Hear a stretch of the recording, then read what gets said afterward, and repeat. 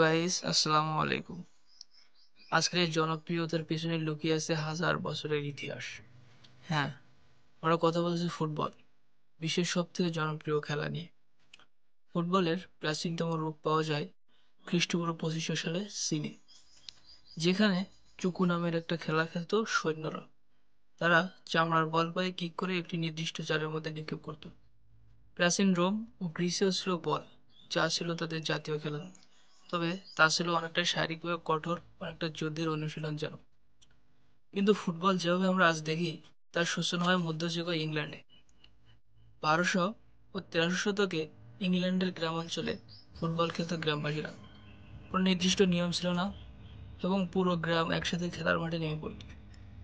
1863 সালে এক ঐতিহাসিক বছর লন্ডনে গঠিত হয় দ্য ফুটবল অ্যাসোসিয়েশন। আর এখান থেকেই ফুটবলের শুরু, যা আজ আধুনিক ফুটবলের যাত্রা হিসাবে বিবেচিত হয়েছে। শুরু হয় নিয়মকানুন, অফসাইড, প্লান্টি, কর্নার, সবকিছু ধীরে ধীরে যুক্ত হতে থাকে। আর আজ ফুটবল শুধু খেলা নয়, একটি আবেগ, একটি সংস্কৃতি।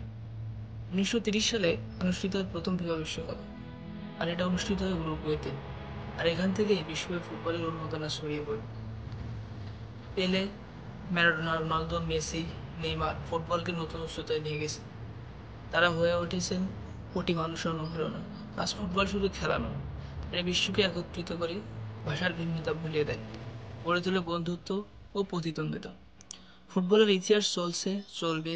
প্রতিদিন নতুন গল্প, নতুন নায়ক তৈরি হবে, এবং সেই গল্পের অংশ ও সুযোগ আমাদের সবার। ধন্যবাদ। ইতিহাস সম্পর্কে জানতে আমাদের সাথে থাকুন এবং চ্যানেলটিকে সাবস্ক্রাইব করে বেল আইকনটি অন করে দিন।